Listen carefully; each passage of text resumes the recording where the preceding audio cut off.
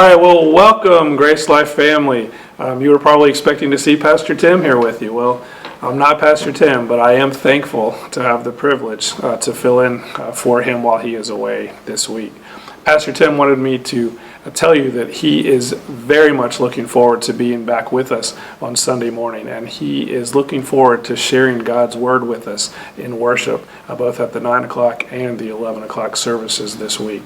Also, he wanted me to remind you to be sure to sign up and to register for service this week as soon as possible so that we'll know how many people will be attending each service. Boys and girls, remember that there will be worship bags for you guys to work on, for elementary and preschoolers to have during the service. It's also okay if you need to stay at home this week if you're not feeling well or aren't quite ready to come back out yet. That is completely fine. All right, we're continuing to evaluate what the fall is going to look like here at Grace Life. And so please continue to be in prayer for us as a church staff as we seek to determine what that's going to look like in regards to Life Group and Awana and all of the different ministries here at Grace Life. We hope to be able to share some more about that in the coming weeks. All right, please also just join us in praying that the virus is either going to go away or that they're going to find a cure or a vaccine quickly. You know, God is indeed able to do that and to make that happen. As I mentioned, Pastor Tim is away on vacation with Miss Dawn this week, and while we definitely miss him while he's gone, we are thankful that he has the opportunity to be able to get away and get refreshed and recharged so that when he gets back, he's going to be fired up and ready to go. All right, and so I want to encourage us this morning to be faithful in praying for Pastor Tim and encouraging him in these days. Some people think that pastors only work 1 or 2 days a week. They think that, hey, the pastor preaches on Sunday and then has the rest of the week off. Well, I just want to assure everybody, and I know you guys already know this, that's definitely not the case. Pastor Tim is a very busy man. And in addition to preparing those weekly messages, which take hours and hours to do, he's also involved in several other things. He is our chief leader and guides our church each and every day. He attends and has to lead countless committee meetings and also leads his D group. All right, he counsels many of our members. He leads us as a staff through weekly staff meetings. He participates in committees with the SBC and also with the SBCV. He also has to make many tough decisions that most of us would not want to have any part of making.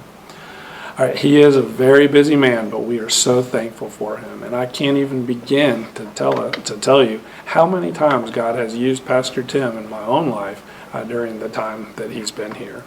And so I would like to encourage us as a church family to do 3 things for Pastor Tim as he gets home. All right, and the first thing is to pray. I know many of you guys are already praying for him, but let's keep that up.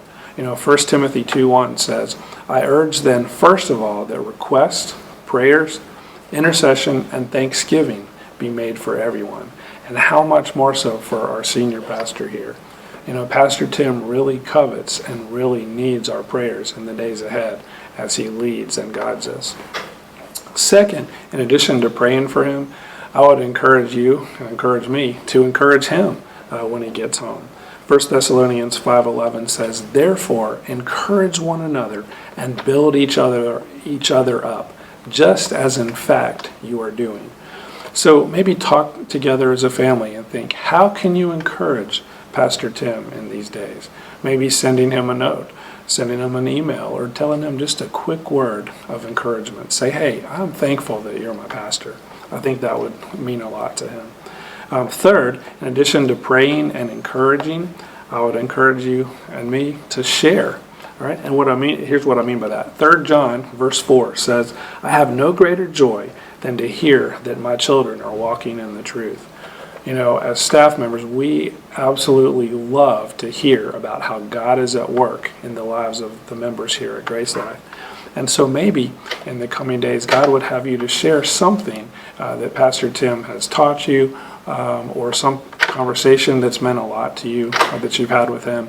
But think of a way that you can share about how God's at work in your life with Pastor Tim.